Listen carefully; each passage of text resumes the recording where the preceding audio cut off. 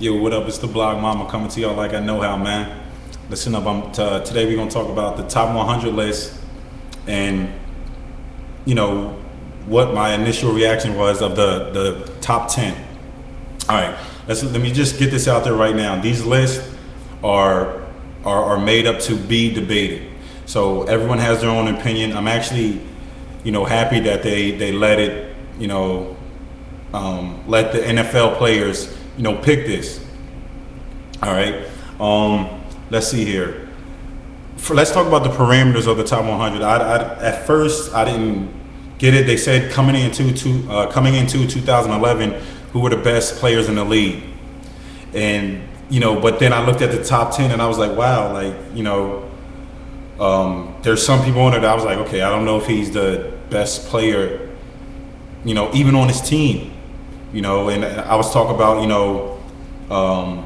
Ray Lewis and things like that. Like he cracked the top 10, but I'll get to that later. So I don't know if they were doing it from history, just respect for the guy, or like even just last year coming into this year, like who would you pick? So being that I was talking about Ray Lewis, let's get on to that.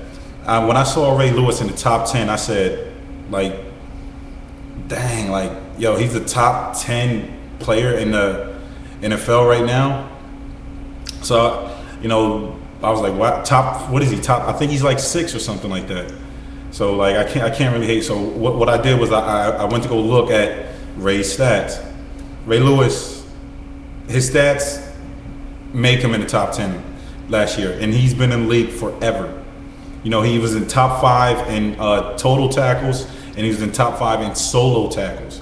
Now, solo tackles, that matters a whole bunch. That means he got that guy by himself, solo. So I'm saying, I was thinking about, I'm a Cowboys fan. I said, man, is he better than DeMarcus Ware?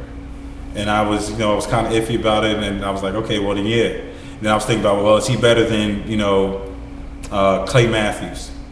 Looking at the stats, I said, well, yeah, he is. Is he better than Patrick Willis? Looking at the stats, he is. So I'm saying that spot for Ray Lewis, I was okay with it. After I did my research on a lot of people, they don't think he should be because they don't think he's the best player on his team. But his stats were better than the people they have. They're better than Terrell Suggs. They're better than the lineman Ngata or whatever. So he deserves that spot. And then I looked at Ed Reed. Ed Reed definitely deserves that spot. I personally, I think he's the best safety in football. I think he's better than Troy Polamalu. I think he's better than, really that's the only other person you can put up there. But I think Ed Reed he's not really a safety. To me, he's more like a wide receiver that converted over, because this guy goes to the ball like no other safety. And his athletic ability is impeccable. So I think he's better than Troy Polamalu personally. He does so much. And I was looking at his stats. I said, man, he cracked the top 5, and he didn't even play that many games last year. He only played 10 games last year, had 30 tackles, and ended up with 8 picks. So I said, what? So I said, okay, if he played 16 games, I did the math, he would have ended up with 13 picks and somewhere around like 40-something tackles, because he only, 10 games, 30 tackles. He only averages, 3 tackles a game. So I was like, wow, like, he only 42 tackles, but he had 13 picks. So he definitely belongs up there too. All right. One of the things that, I kind of took a backseat was Darrelle Revis cracking the top 10. And I'm not saying he shouldn't. What I am saying is this. Is he the best cornerback in the NFL coming into next year? It's too up in the air for me. It's too up in the air for me. And I'm saying I can name 2 cornerbacks right now that I would take over Darrelle Revis for, obvious reasons.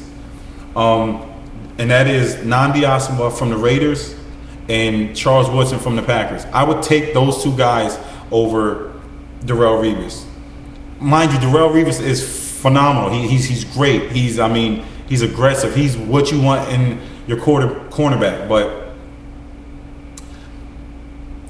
and don't get me wrong, like I love him as a player, but I don't know if he's that much far ahead of Charles Woodson and Nnamdi Asomugha. Nnamdi Asomugha is, he's incredible. Charles Woodson is incredible.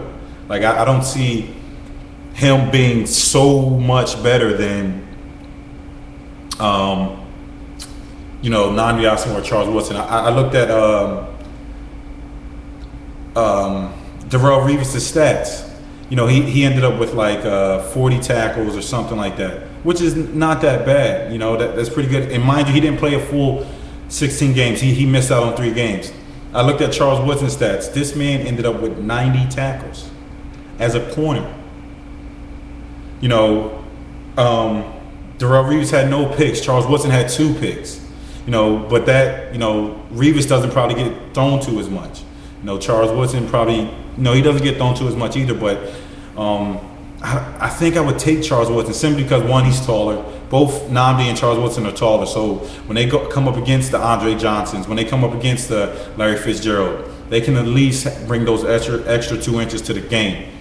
All right. So I would, I'm taking Woodson and Nnamdi over Revis. And my last thing, the number 1 is Brady over Manning. I think that's a no-brainer. I really shouldn't have to discuss that. I don't see why. To me, you can't put Brady at number 2 to anyone. I'm just being honest about that. It's almost like you have to put him there by default. He led the league in touchdowns. He had the least amount of interceptions for, out of the top 40 quarterbacks that even played in some type of games. The next, I looked at the list. His interceptions were so low. The next person that had less interception than him was Vince Young.